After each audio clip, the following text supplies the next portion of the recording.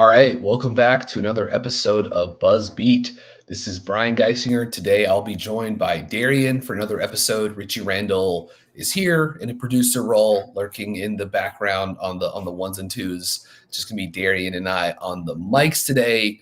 We will be discussing Summer League, a little bit of a recap of the last few weeks out in California and in the desert of Las Vegas. But before we get into what probably by my estimations is the greatest summer league in the history of the franchise. Darian, how are you doing? I'm doing great. Anytime you can probably double the amount of wins we've had in the last two summer leagues in one summer league. Hey, look, I'm out there. You won't hear any complaints from me. Yeah, it's this was something that wasn't necessarily always prioritized under the previous regime. And there have been years when the Hornets have sent like somewhat of a squad. Like I kind of like the 2018 team that had Devontae Graham and Malik Monk.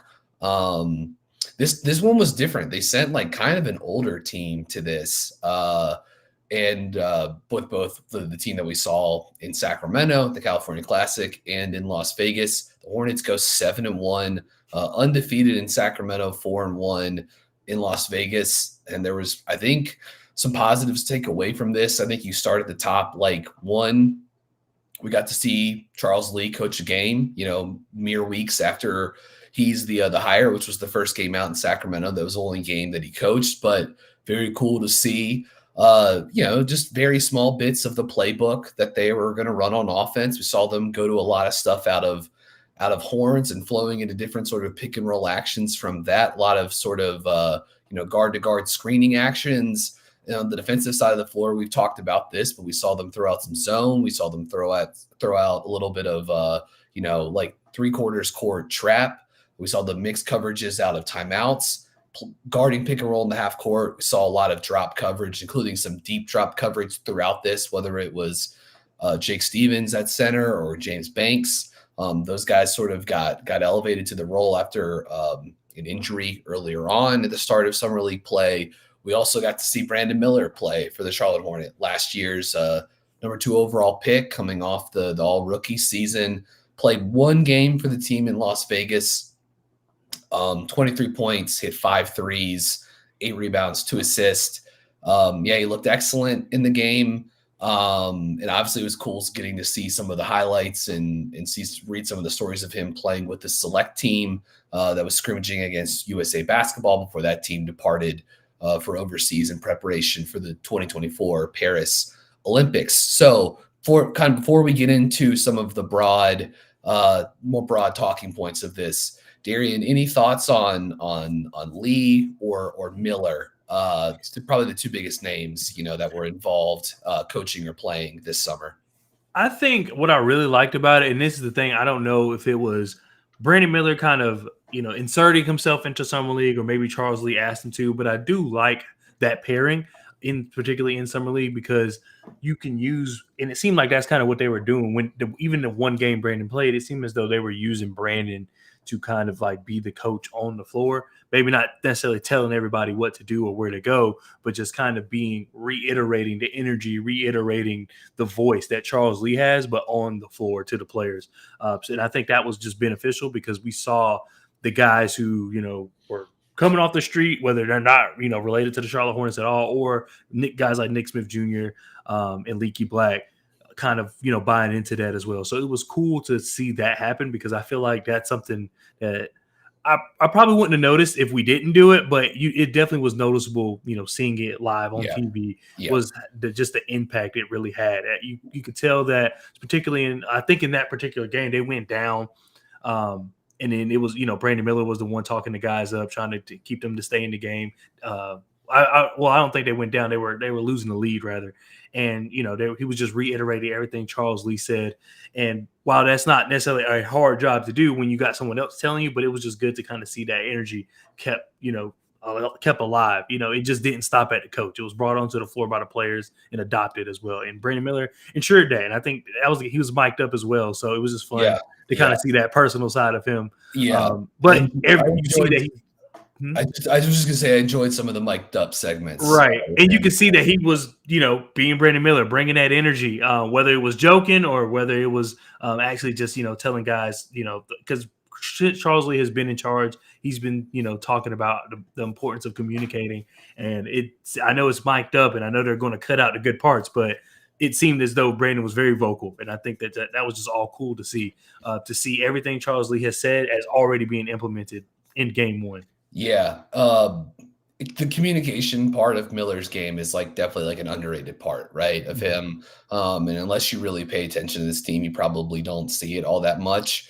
If you're sort of just like flying in and watching the Hornets every other week or whatever. But like he was on people as a rookie last season, and it looks like that role is sort of like perhaps growing even more. Which I do think is quite notable, perhaps long term for Charlotte. I also thought I meant to mention this at the top too, but during that first game in Vegas that Miller played when the ESPN crew brought Charles Lee in for an interview during the game. And they talked with him about a bunch of different stuff. One of the things they mentioned was, Brandon Miller, where does he go from here? And I thought the two things that he talked about a lot of different stuff, but he sort of highlighted two sort of like bits of like low hanging fruit for him to grab in terms of just player dev. And it's not stuff we've talked about on the show before, but he said, we want Brandon to shoot more threes and we want him to get stronger. And he sort of like elaborated on that. I'm sure we could, if you didn't hear it live, you could go back and find the audio from the game if you got it taped or whatever. But I think those are the right ideas for him because, like, I like the mid range being for him. I like it being, obviously, it's going to be a big part of the game for him, but you want the strength component so he can get downhill, get into the paint more. And yeah, just take, move one or two per game of those mid-range jumpers back into threes. But obviously the mid-range pull-up shooting game is going to be a huge part for him. And aside from that, too, like I like some of the actions that they ran for him, some of these little, Zoom or Chicago actions, however you want to call them, some of the little pin down sets they went to for him.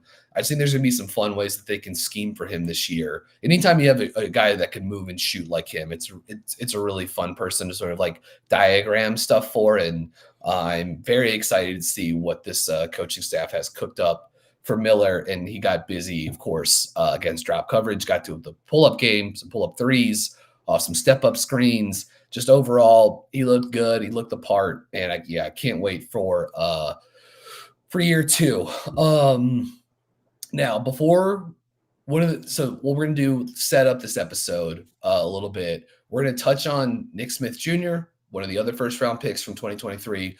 We're also going to get into a little bit of Salon talk. The first round pick, the number 6 overall pick this year, to John Salon. Man, I'm still like every time I think I've got the name like it's rolling off the tongue, all of a sudden I wasn't ready to say it there, but we'll get into some talk on both those guys. But before that, we did kind of want to shout out a few guys that had also played well in summer league. So Darian, why don't you get that started off? These are some guys that I think they're more training camp type players, but for the Hornets to go 7-1 and to have good flow on both sides of the court, I think some guys that are G League players or sort of like, quad A players sort of like on the fence between the two. I thought the Hornets had some nice players that sort of like stepped up and had good summer league. So anyone you want to shout out early on in the segment here? The first one would be Xavier Simpson, just because of the fact that I remember him. I think it was 2 years ago when OKC, it was like towards the end of the season, OKC already sat Shai Gilgeous-Alexander, and Xavier Simpson came in doing like these hook shots, and everybody loved it. And I remember seeing and he was putting up numbers like for the end of the season, let's say. But it was just it was just nice to see, because I think that sometimes, especially when you're evaluating young players, you try to get them to fit a certain mold. You're trying to say, well, this has worked before. Does this player, emulate that in some type of way? And his game at the time was a little, I wouldn't say unorthodox, but his go-to move was a little unorthodox for his size, but it was working. So it was one of those things where you look at his game and like, well, it's not typical. We don't really see it last in the NBA, but I mean, it's working for him. So it was cool to kind of see him get a shot. And that's something, at least for me, I haven't really seen with the Hornets, is that for their summer league team, they're able to pull in guys. I'm not going to say of notoriety, because it's not like he's a household name, but in like people who really watch the NBA. That's a guy that you've seen around a few times, whether it's a highlight because of that hook shot he goes to, or it's because he, previous summer league. So I think I really liked his game. He looked comfortable at times being the lead guard. That's one of the biggest things I think we've all talked about. I don't care how you feel about the Hornets or whatever, but I think we've all said that this team, specifically Summer League, needs a point guard. And he did it the best of his ability. I definitely would have loved to see KJ Simpson out there. I think that was one of the main things a lot of people thought was missing KJ Simpson. They're like, oh, well, we're not going to get, Solon the way it's kind of anticipated. At that time, we knew Brandon Miller was playing. So it was like, oh, we might not see Brandon Miller be able to shine. But NSJ as well. But I think Xavier Simpson did a good job. He kept the games interesting. I don't think he did anything that was outstanding or something you're not going to see. There was a lot of good players in this summer league. This is one of the more talent heavy ones, I feel, or at least performance heavy, maybe I should say. It's just a lot of big performances in the summer league. But Xavier Simpson, I think there was a guy they could really count on for the most part.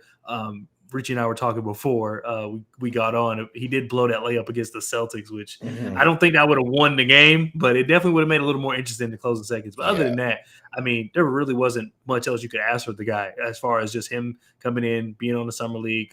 Most of these guys don't know each other. And I think he just did an excellent job, whether it was scoring, whether it was ball handling, whether it was just kind of setting up the offense, just good enough to allow, kind of the talent to shine through. I wouldn't say he was LaMelo out there or Chris Paul out there or anything like that from the point guard position, but I feel as though he held his own and allowed these other guys to work, whether that was playing off NSJ or playing off Matt Morgan, who immediately got a deal overseas as soon as Summer League finished. So overall, I think I'm just happy for Xavier Simpson to be able to kind of showcase what he can do on that level. Yeah, I really appreciated his organization with the Summer League roster, both in California and in Vegas.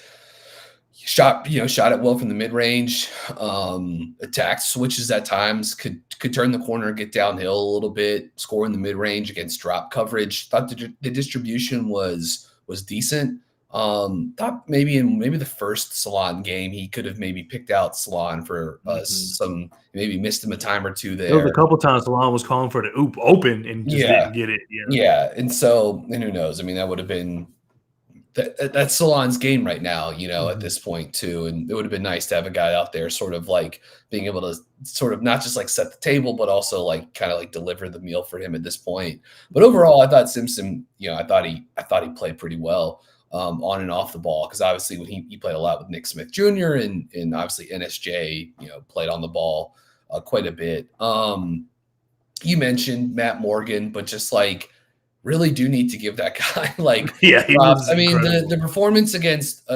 Portland, 36 points, 11 of 11 shooting, 7 of 7 on threes, 36 points, only 23 minutes, against pretty good competition. Pretty awesome, and just really does deserve like a serious tip of the cap. And thought he had a nice, played pretty well, sort of like a smaller, shooting guard. Didn't need to run plays, but he could spot up or, run the floor in transition, and just did a nice job, coming off the bench, fitting along with Simpson and Nick Smith Jr. I wanted to shout out Jake Stevens, who I thought in both Vegas and in both California, I thought he played well in the 5 Vegas games, 10.6 points per game, 50% shooting, 29% on threes, but good volume, 6.5 rebounds per game. And I just thought his sort of like the ability you could go 5 out with him in 5 out sort of in different ways, whether he's you're playing pick and pop with him, if he's initiating, 5 out in the middle, or what you saw them doing a lot, which was having him set these like wide pin down screens for NSJ or for Morgan or for Simpson, and then sort of like having him pop out and then flow into the action after that. But showed good hands, Active, he's not super mobile, but not a plotter by any means either. And I thought some of the high post passing and stuff he did was pretty decent as well. Had 9 assists in the 5 Vegas games too. So I don't know. I thought he played pretty well. Showed a willingness to shoot it from deep. Um, I could see him being a guy that like deserves a look because like he is at least offensively like a stretch five for you. Um, and he does have like enough size that you can try to leave him in that drop center position, which he played a lot for them in summer league. I actually thought he and James Banks both had nice stints, and those guys kind of got like elevated because after the first big performance of summer league, which was Mo Gee, who had the great summer league start playing as I think it was San Antonio, the first game in Sacramento. Then he goes down with an injury. He played really, really well. The Hornets were kind of using him in a small ball center role earlier on. He goes down, he gets hurt, and then all of a sudden, Banks and Stevens kind of became the two guys to platoon at the center position. I thought Stevens, kind of made the most of what is an unfortunate situation for Gee. But wanted to shout all of those guys out. There's probably a few other guys that deserve some props, but as far as the sort of like lesser known names that played well, helped this team win games. And I thought to just did a nice job sort of like bringing in the Charles Lee era. Like ultimately these wins don't mean much. They don't count towards your regular season record or anything like that. But I do think it shows sort of a turning of the leaf here, potentially in Charlotte. And so those guys deserve some love. And one thing I want to add real quick is that one thing I really noticed is that this summer league roster is one of the years where we don't have as many of our guys on there. Like in previous years, we've had the JT Thors, James Booknights, and it felt like everybody was trying to get their shot, which understandably so. It's summer league; it's time for you to kind of do that. But I felt like with these guys who are not affiliated with the Hornets, the Matt Morgans, the Xavier Simpsons, the Jake Stevens, they played off each other very well. And it, to me, at least when I watched, it didn't feel as though, all right, you ISO. Okay, now I ISO. Whoever makes the most of our ISO opportunities, is the winner. It felt as though they were really playing off each other, and they think they understand the value. Because I think sometimes players go into summer league and think, if I drop 30, I'm going to get picked up. When most of the time it's the guy who dropped 10, but also had 10 rebounds and also played good defense and also helped his team on good screens. So that's another thing I would like to say is that I felt like I'm glad that Brandon Miller, Nick Smith Jr., those guys, even Leaky Black, since he's on a two-way, got to be kind of in that kind of environment, because I don't know if it would have went as well, where we had the Bryce McGowans and everybody ISO when trying to get their own. So that was good to see, because you could see different parts of everybody's game. Yeah, and we can use that to transition into Nick Smith Jr. I thought it was an up and down summer league performance from him. There are definitely some positives and some really interesting flashes from him, and some stuff that with him where that really he does highlight just how skilled he is as a player. With the ball in his hands, or as sort of like a off ball mover type guy. And then, ultimately he just didn't shoot the ball all that well. Still looked a little uneasy at times, operating out of the pick and roll. He is pretty reliant on, the mid-range game and the short mid-range, runners and floaters and stuff like that to get his shots. And we sort of talked about this maybe a week or so ago on one of the other summer league pods, Darian, but just like he does have to really work for his offense at times. He really has to pound the ball a lot to kind of like try to get the places out on the court. I sometimes like when it's just a little bit more reactive. It's like boom, he flows into a handoff. Try to either get downhill or hit the pull up, or like kick the ball, keep it moving. And ultimately, some of the 3-point shooting numbers, like I thought the shot selection from deep was fine. Maybe a couple, early or unnecessary jacks, but for the most part, like thought he took good shots. Didn't shoot a great number from deep, but showed range, showed touch at times. And I just think some of the creativity he has as a guy who has lots of moves, the ball in his hands. You could see him mix in the hesitation moves, keeping guys off balance. And again, when he is patient attacking drop coverage, I think good stuff can happen. But it feels like a little too often he's either going to quickly look for a jumper, or sometimes he just wants to hit the roller a little too early, and he'll throw the pass behind him as they're trying to get downhill on the dive, or the one of the defenders is able to sort of like get a hand on it because there isn't like enough separation. It leads to some turnovers. Offensively, because I have some thoughts in terms of defense with NSJ, but and we can get into this a little bit more as well. But what did you think about him? Starting out with his offense in summer league play, Nick Smith Jr. I thought offensively, this is kind of the summer league, because I know people say some people overreact to summer league, some people kind of play it down a little too much. I felt as though his showing in summer league is about what you expect. I don't think the highs were high. There was times where he was hot and it seemed like he couldn't miss, but then there was also times where his shot simply just wasn't falling. I'm really thinking about Sacramento. It was Sacramento where he wasn't taking bad shots; they just weren't going in. But I do like kind of how he was able to bounce back, which we'll talk about more about how he kind of gave more effort on the defensive end if his shot wasn't falling. But offensively, I do feel like he just moves a little too quick, just still a little too quick. I think we've said before that his body moves quicker than his brain at times, and that's just, I think he just wants to make a play happen. I don't think that's anything necessarily bad. I think he's just so eager to just make something happen on the court, and it just leads to turnovers or a bad shot. I don't think it's really him. I know some people could look at it as just him kind of misjudging situations, which I don't really think that's it either. I just feel as though he's just trying to make something happen as quick as possible and is not willing to let it play out. I kind of get it because the way his game is right now, it benefits from being that twitchy, quick guy. And when he's able to use it effectively, it works. Like there's very few people, at least at this kind of level for summer league, at least, that could really stop him once he kind of got in his groove.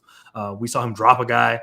And hit a shot. So it's just that it's all there. You see it all there. And that's one of the things that I took away from this summer league is that you're not walking away. It may not look good if you look at the numbers, but I'm not walking away from it thinking I just didn't get enough. I was at first. If we just walked away from Sacramento, I'd have been a little disappointed with his offensive game because of the passing. The passing just looked lackluster. The shooting, like I said, the shot just wasn't falling. And that was the thing you can hang your hat on in the past season in his limited minutes, was that his shot was falling. So it was just kind of like, okay, well, you're getting, your game has become a little more well-rounded, but now your shot's not kind of hitting the way, it once was. So offensively, I think he just needs to slow down. I do feel like sometimes he was kind of put as a lead guard, and I still don't see him that way, even though, his dribbling ability, his scoring ability, it kind of favors him having the ball more. But I just feel like when I think about how he was such a prospect everybody was looking at going from high school to college, he had the ball, but I really was wowed by his off-ball movement and his everything he was able to do off-ball, whether that's popping out for a three or using a pin down or whatever the case may be. So that is kind of, I don't know if that will ever get that back. I get it, as in, with his handles, with his creativity, I see why he has the ball more.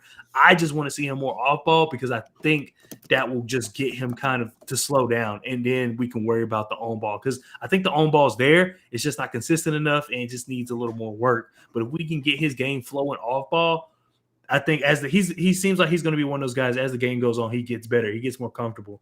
It seems like there's like a wall, and once that wall is broken, he's fine. But up until then, he's a little hesitant, and it's causing the turnovers. It's causing the bad shots. So that's kind of really how I feel offensively. I think all the talent's there. It's the other part, the basketball part, I guess, is what you're a little concerned with. Can he make the right reads? Can he learn to know when to adjust? Because that's a big thing, especially in this league for guards, is you got to be able to play at your own pace, but also switch to pace depending on the game. And I don't think he quite has that yet. It's still really early. But overall, I like what I saw. Especially, I like that he was able to bounce back from Sacramento, which was very poor in my opinion, to kind of being a lot better in Vegas. Yeah, he a couple of things that's important to remember. He's still just 20 years old. Yeah. Doesn't turn 21 until November. He missed a lot of time his freshman season at Arkansas. I'm glad they gave him a bunch of reps in Vegas. They put the ball in his hands a lot. And I'm not surprised that it led to, some pretty inefficient numbers, right? From like a box score perspective. My guess would be he's going to play a lot in Greensboro this coming season and get the chance to also like either operate with the ball or sort of be put into some of these off-ball mover positions and actions that we would like to see him in, handoffs, down screens, pistol action. You just get him, find ways to kind of like get him on the move, flowing into stuff, and then like try to see if his shooting and skill can take over. Still has a tendency to like leave his feet on passes. And that was something that was on film, before he got to Charlotte, and thought it popped up, here and there. Sometimes it leads to some pretty nice passes. He had a nice like lay down pass to Jake Stevens in the Boston game, where he sort of drove and floated underneath the rim and then dropped it off for him for a layup.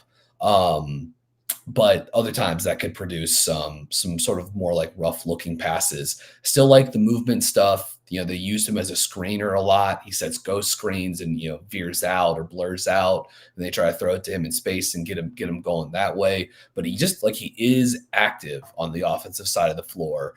But only 4 free throw attempts in 135 minutes in Vegas is not a great look. 18 assists to 16 turnovers. I mean, these are like pretty tough numbers. He shot 33% from the field, a bit essentially. So like that's not, it's not, those are not great numbers. But for a second year player, still a second year player, not a ton of experience, not even 21 years old yet, with a lot of skill and with like a lot of like heart and like just like a high work rate. I'm still intrigued by Smith, and I just ultimately think if it's going to happen for him, it's not going to be this year. Especially in part because like I don't think he's quite there yet, and there's a lot of like veteran guards in front of him in the backcourt. We'll talk a little bit more on that towards the end of the pod, but ultimately with Smith, he's going to have to get it done on the offensive side of the court. I do think small guards who are like sort of like tough shot maker types like Smith, I do think you need to be patient with them.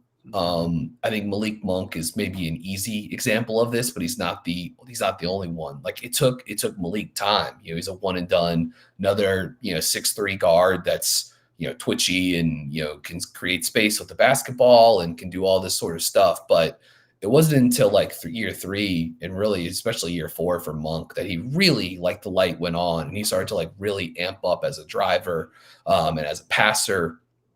And it's just going to take more time with Smith. I did think on the defensive side of the court, I thought his compete as a chase defender, fighting guys off of screens and off of handoffs, and just the screen navigation stuff at the point of attack, his work was really good on that side of the court. I thought he bothered guys. The Boston game was a great example of it. I thought he did good work on Baylor Shireman, the Celtics first round pick out of Baylor out of Creighton, that's got, a couple of inches on him and is a really talented offensive player. And he struggled in that game against Charlotte. And you can pull up, like you can go back, rewatch it, or pull up Shireman's, some of the misses he had. Like, Nick Smith was in his jersey curling off of handoffs or pick and roll screen. So I thought Smith's compete level on the defensive side of the floor, the screen nav, looked good. He's still going to have to get stronger, obviously. But I just think his tenacity and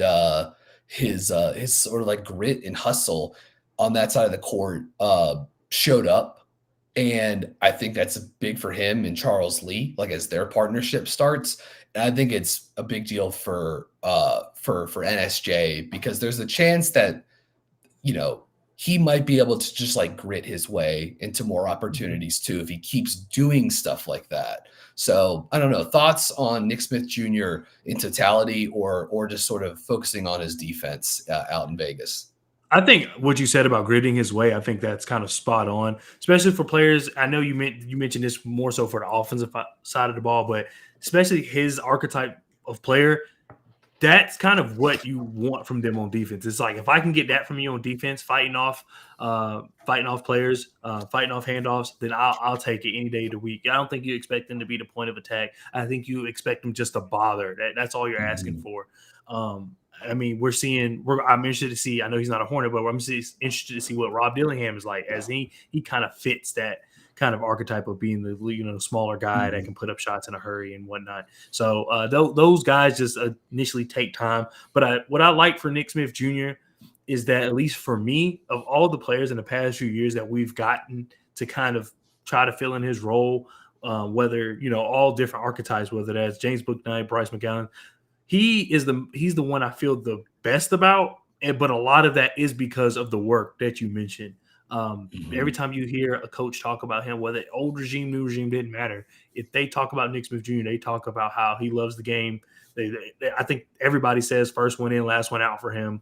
He's a guy that is going to work his way into being a quality NBA player, and it maybe it depends on how you look at quality. I'm saying quality is at least can give you some good minutes.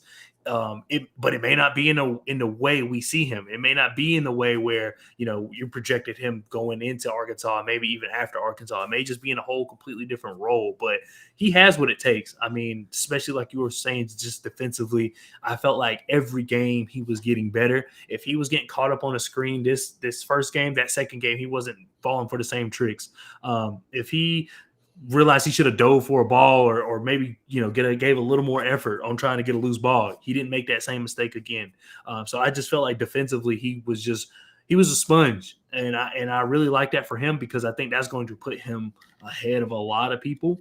And I think that when they do at some point reevaluate this guard room, because I think they're going to reevaluate it, soon, and then there's probably going to another reevaluation come trade deadline. They're going to look at him, and he's going to be, how they feel about him is going to be a good indicator of kind of what we're doing. Certain moves you can look back and say, okay, well, Nick Smith, while we may not see it all, Nick Smith Jr. must be doing work, because they didn't get a younger guard. They got this older guard who can get him over the hump, but will be gone next year or something like that. So I really like what I've seen from him. And even offensively, I think that while everything wasn't happening his way, I do feel as though he was improving. But it was just more so what I see him doing on the court, maybe not stat sheet related, but there was just a lot of things that I felt as though was getting better every single game. Didn't hold his head. I know for guys like him, if their game's not hitting offensively, you kind of lose them. But to your point, that defense, it stuck. It stuck from the first quarter to the end of the game. And I think that that's something new for us as far as having a young player. So I think there's a place for him. I'm interested to see if it will be in the archetype we think, or will it be kind of in a different role, which he has. Especially if he gets stronger, he has the versatility to play a different role if need be. If they need him to be more of a spot up guy that just gives you really good defense, I think that he can do that as well, if that's kind of what he ends up being. But Yeah, it's up to him ultimately. if the on-ball stuff is going to like become his pathway, like again, the decision making is gonna have to get better. Gonna have to like open up a few more passing windows, and like he's gonna have to get downhill and get into the paint more. These are the things that we could have circled 50 months ago before the 2023 draft, and they're still the same now, because like again, he's got great touch as a shooter. He's a very creative player. He can create space. He had a really nice step back jumper in the Denver game when Hunter Tyson, they ran a little Iverson action for him, empty side into an empty side ball screen. He rejected it. Hunter Tyson switched onto him, and Smith just instant space creation. Stepping back into the sort of like short corner area for a pull up two, but just he can't often turn the corner, and you see him having to sort of like pick up his dribble and spin and pivot in these sort of like intermediate to short mid range areas and kick the ball back out or take tough shots. And like again, those areas he needs to be able to sort of like punish guys, draw more free throws, draw extra attention, make a pass like to an assist, like that kind of stuff. But he's got a lot of talent and he plays hard, and he's young, so I'm hopeful that this is a big development season for him, whether it's in Charlotte or in Greensboro. It's likely it's going to be in both. Speaking of someone who will likely spend a lot of time in Greensboro as well, let's flip it over to this year's first round pick to John Salon. Was dealing with a little some injuries coming off of in between the draft and into summer league play. He obviously had a very long and extended and busy season with Colette over in France before he came over here. Still just 18 years old, so this has been a very busy and long season for him. He played 3 games out in Vegas, 58 total minutes, 11 of 26 shooting from the field, 1 of 10 on threes. He did get 9 offensive rebounds. We can maybe sort of like elaborate a little bit on just sort of like some of the hustle plays he made, but just my overall thoughts on Salon, and then I'll flip it to you, was, he played very hard. I thought some of the stuff that he did in the open court, like the grab and go, the drive stuff, and that was stuff that he was doing well in France before he came over here, but showed some flashes there. I do think he sort of like over dribbled at times as well. I thought he looked like a little nervous throughout it. Like he was having trouble catching passes or sort of like corralling rebounds. And I thought maybe that's just sort of like nerves to an extent, because it just seemed like he couldn't always get like a good grasp on the ball. I thought he cut well. Thought he moved without the ball. Again, sort of stuff that you would expect him to do when he's in his half court role. Thought he had one nice catch and go drive that he got fouled on in the Denver game as well. But like, he's young, he's pretty raw. This is gonna, whether it works long term with Salon or not, like, we have a lot of time between now and sort of like when that determination is made, right? Like this is going to be a process, and we're at the very early stages of it.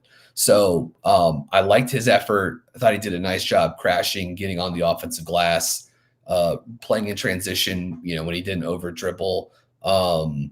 And I thought the defense a little uneasy. Like he struggled at times in the Denver game. Hunter Tyson in the action sort of like got loose a few times against him. But you can see the tools and you can see the motor with that size. And at times, he showed you some of the sort of the willingness to shoot off the catch, whether those were like good shots or bad shots. It's sort of a case by case determination. But Darian, thoughts on Salon from his debut in Vegas Summer League?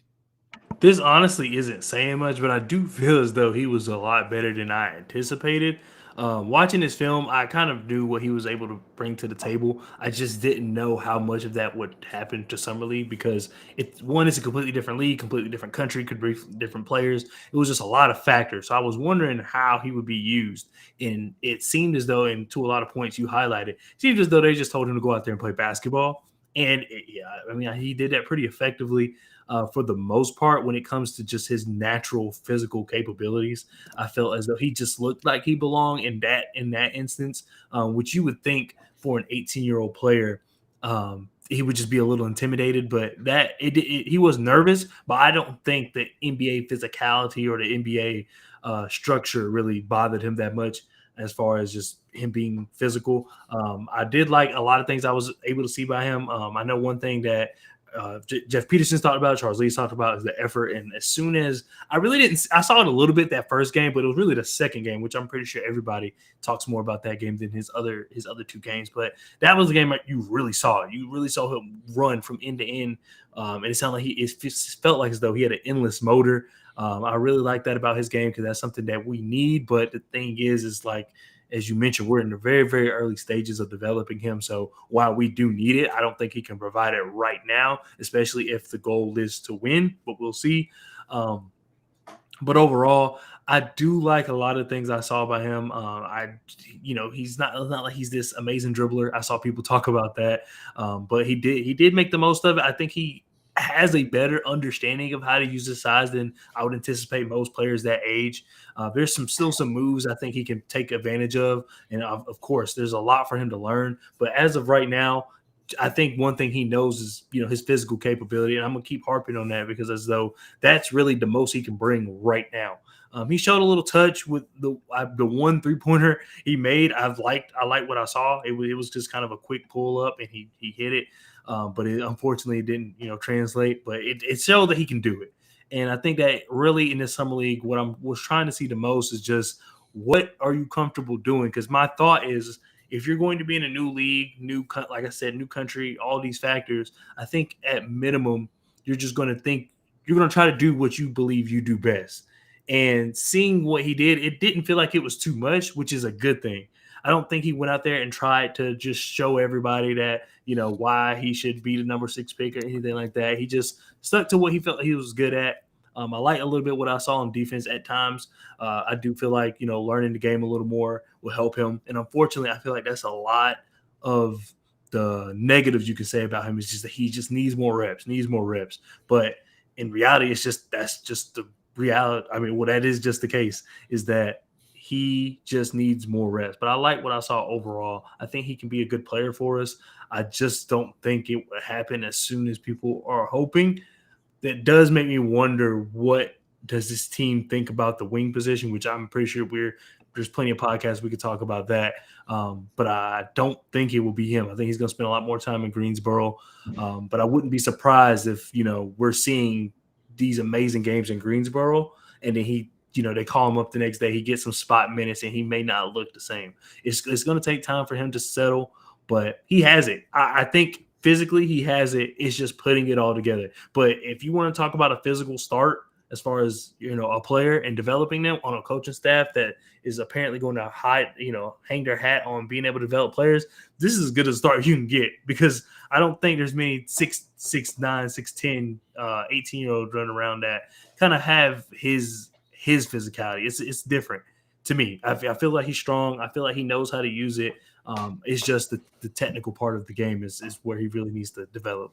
Yeah, as of now. It's gonna take some time. Again, from the jump, this is gonna be a big player development case study, I think, for this the new front office, the new coaching staff. They took Salon pretty early. He's a guy that I think was like semi in the Hornets range. Like I mentioned him before the draft as a guy that I thought was sort of like lower on the end of guys that they could look at, but was in the conversation. They went with him. Again, I think there are a lot of outcomes for him that can result in him, fitting into a nice archetype and turning into a good player. There's going to be a lot of work that needs to happen between now and then. He did not look, I think, it was tough for him in Vegas. But again, as I said at the start, like coming off an injury and coming off a very long season of basketball, trying to learn a new team, a new system, a new style of play, like all of those things, he still played very hard. And again, the 14% offensive rebound rate, not too shabby. And again, speaks to his size, certainly, and also his work rate. All right, keeping this thing moving along a little bit. I believe it was either yesterday or earlier today, Richie put out a poll on Twitter. Who should get the Hornets' final two-way contract? And then Richie in the poll gave 3 named options, and then a 4th one for other, with the option for people to comment below. The names he put out were Moki, Jake Stevens, Brandon Slater, the lefty forward from Villanova, who I thought showed some nice physicality and sort of just has like some interesting catch and go, stretch components to his game. As of right now, as of the time of this recording, Moki is leading the way with just over half the votes in the poll. Jake Stevens at 39%. Look, Moki's a guy I covered. He played 1 season at Pittsburgh, and he was awesome. Like I went back and was from the 21-22 season. I was finding some of my old clips of him, and he was basically like the one bright spot he was one of the very few bright spots on a pretty bad Pittsburgh team that year. They've been much better the last 2 seasons, but that year you could see like his mobility, the stretch. He could create his own shot in the mid range, and he could really protect the rim.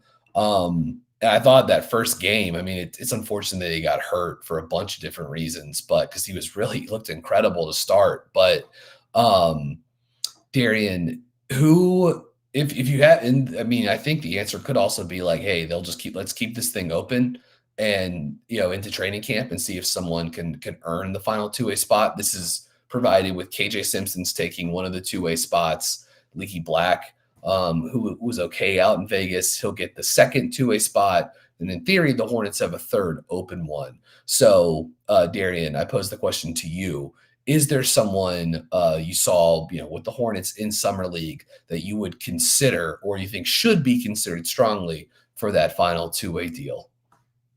I personally think it's tough because with Mo Gee, I think talent wise, what he showed, even though it was one game, I think obviously deserves it. He was a one man wrecking crew out there. They really couldn't do much to stop him. Um, and I would definitely like to see, I wish I was able to see more of him against other teams, against other looks. But I think he did an exceptional job in that one game. Uh, but I think for team building, I have to go with Jake Stevens. And I think I've said this before plenty of times. I would like to see the versatility with our bigs. I don't feel as though we have it right now. With Mark Williams, Nick Richards, they do similar things, but in different ways. But we don't have anyone to really stretch the floor. If we do want to have a big that can stretch the floor, we have to go with Grant Williams being the small ball five, which has worked, in last, in half of last season. But obviously, it's not something you can really rely on. Issue is, one, it's Jake Stevens on a two-way. Two, it's not like his defense is the best. So that's why if anyone that says Mo Gee, I can't really argue with you because Mo Gee's exceptional. And I think talent-wise, he probably does deserve it. It's just he would, to me, be much of the same, cut from the same cloth as Mark, as Nick. And all three of them still would do different things, will do similar things, but in different ways. I just feel as though it's too close. I need a little bit of versatility. Jake Stevens provides that. We saw how he was able to hit his shots, the pick and pop. You can find him in the corner. He just allows so much to happen. Mm-hmm. But it is a two-way. So it's like, yes, he's providing all of this, but he's on a two-way for a reason. So I can't really argue with anyone saying Mo Gee because you want to make the most of the two-way, even if it may, collide with something you already have established. Yeah. So that's kind of where I'm at. Yeah, I like the archetype of both players, right? Like we Mm-hmm. talked about it with Stevens at the top. Offensively stretch five who gives you some high post passing and some, can do handoff stuff at the elbow. They were using Gee basically as a five in that big game he had against the Spurs, and then unfortunately in the game against the Chinese national team when he gets hurt, he plays 5-6 minutes in the game and goes down. But he was great against San Antonio. He can stretch, he can face up, like he can sort of like get into his bag a little bit in the mid range, and he is a guy that can create a good bit of in havoc in basically 28 minutes of summer league play, against San Antonio and against China. He has 3 steals and 4 blocks. Most of those came in the San Antonio game, but with his length and athleticism, and he does have sort of like a knack for reading plays to help, as a rim protector, and good timing, just a good feel with that to go along with the tools. There might be something there, but yeah, I think it's something that's fine to take it into training camp. They've already got like an upside piece, at the two-way spot with Simpson. And maybe you find another NBA player, but having, if it ends up being between Stevens or Gee, I like, bringing in, big guys that can shoot, not a bad sort of like place to start from. And who knows, maybe they'll look outside of the org as well. Obviously, Portland just brought in Bryce McGowan's after Charlotte waived him. He's now with the Blazers on a two-way up there. So maybe the Hornets will even look sort of like outside of the current in-house infrastructure. Obviously, there were a lot of guys who put stuff on film during Vegas Summer League, so maybe they'll look even beyond that. But unless you have anything else to add, Darian, real quickly, since we last recorded, the Hornets have essentially, other than this final two-way spot, if and when they choose to fill it, they've completed their roster. They went and signed 2 veteran players, to veteran minimum contracts. The first being Taj Gibson, or I guess he was maybe a little bit above I'm not sure if he was quite vet. Because it was like 3 Yeah, something. so it's probably a little bit above because Curry was like 2.09. So both guys on relatively cheap veteran contracts. Taj Gibson's a guy that's been in the NBA for a very long time. Like guy's played a lot of basketball, tough, physical, gives him some size. And then you get a guy like Seth Curry, an excellent shooter who can handle a little bit. You can run some stuff with him offensively, as they did towards the end of last season following his acquisition, but also just like a lights out shooter. So I think two of the things we addressed sort of for Charlotte filling out the roster was we wanted to see them add some vets, add some size, and add some shooting, and that's what they it's what they went out and did. I guess suppose they could have tried to find a younger upside piece or something like that. But to bring in Gibson and Curry makes, I think, a lot of sense. Any quick thoughts on Gibson before we sort of like talk about Curry quickly as well? Yeah, with Gibson, I thought I saw like one comment from him. They were asking him like what brought him to Charlotte, and his whole spiel was just essentially being that vet, being the guy Yeah. that kind of helped this team. And for me, I mean, that's perfect because the one thing you don't want is a guy that thinks they can still maybe do a little bit more in the league, and then it kind of Mhm. not go the way as expected. And I don't think anyone of his age was thinking they can come in and get 10, 15 minutes a game, but still, or when they do get minutes, they expect a ball or something like that. No, he seemed like he's fully set on, Mhm. let's just, for lack of a better analogy, he's fully set on being the Udonis Haslem of this team, where I'm sitting on the bench, I'm getting paid, but I know my work is when the game's over, not during the game. So I'm very happy with that.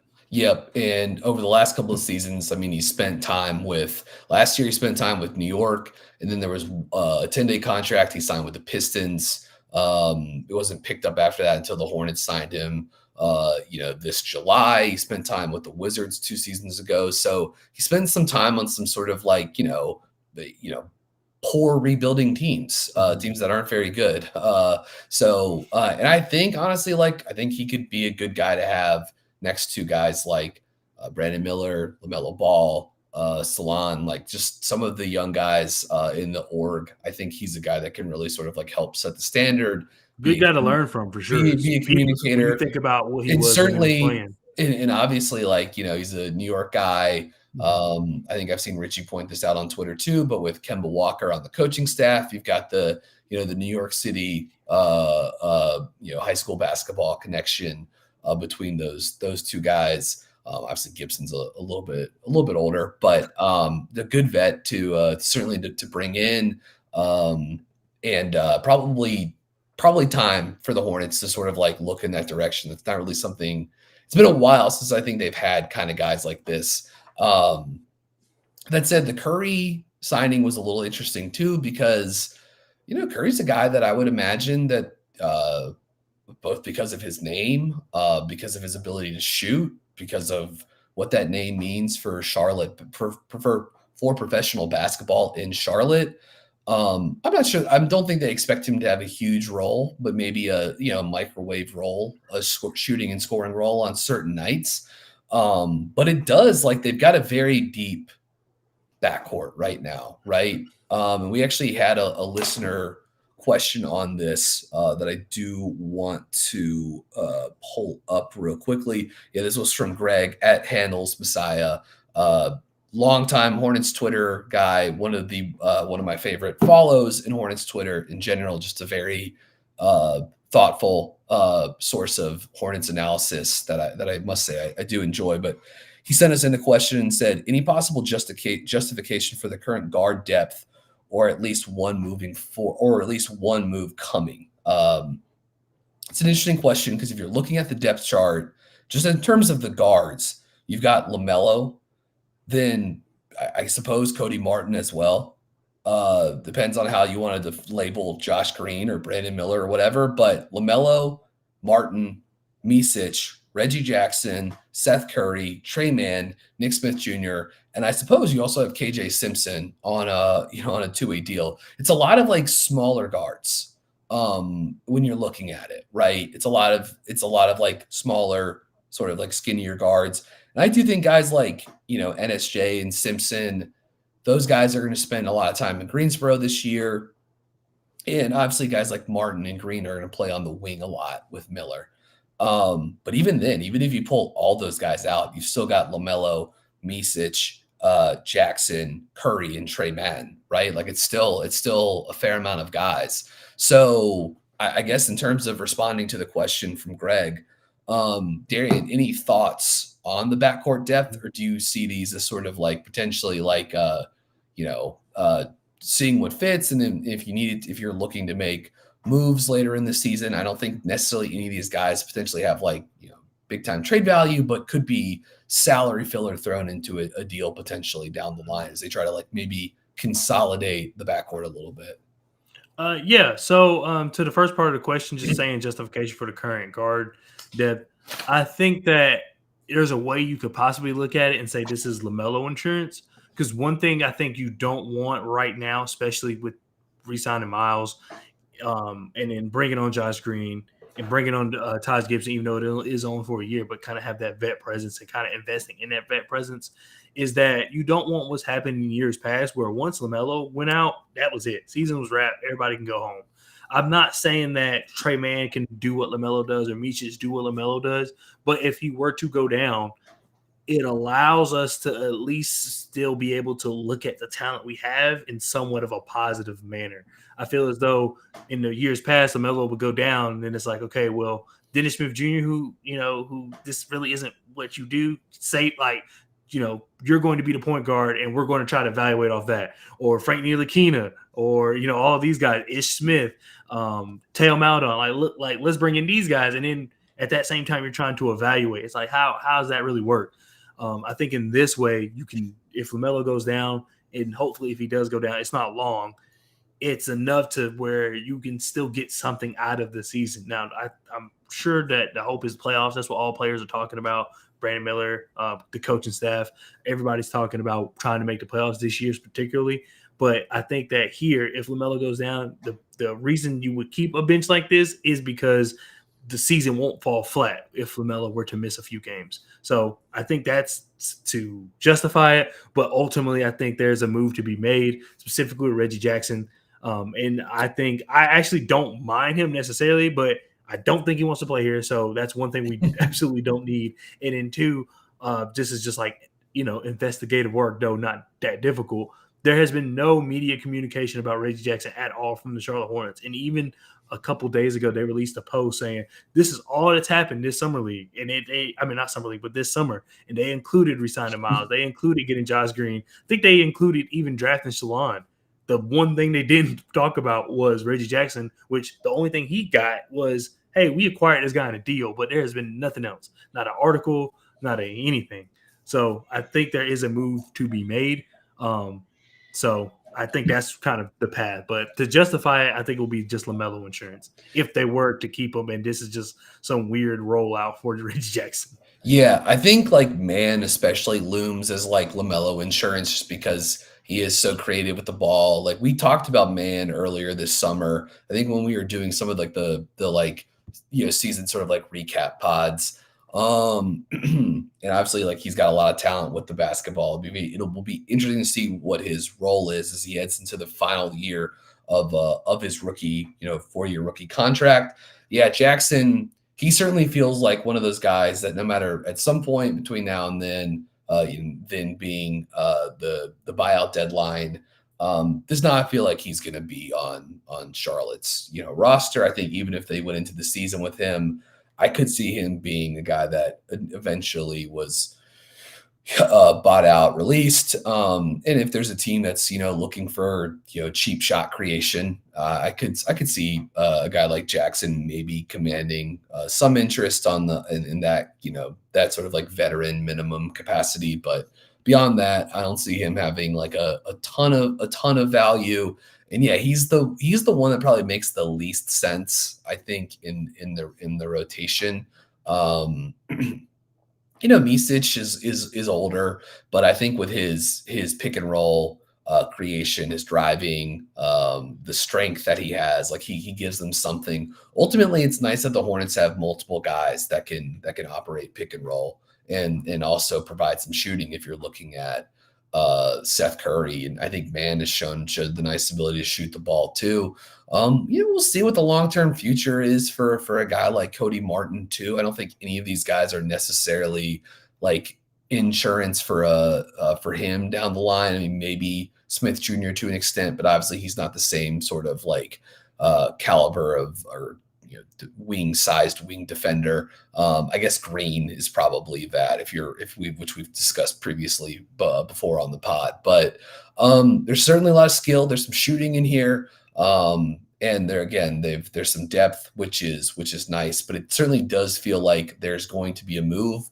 What that will be, whether it's I could see like at some point next season, one of the backup front court guys, Richards or Grant Williams, like maybe there's a trade market for one of those guys, but you can open up sort of like different trade possibilities with another smaller salary, like Jackson or something like that. And then maybe you can, throw that in to sort of like open up other possibilities. But it does feel like there's a move to be made because this is just like too many guys,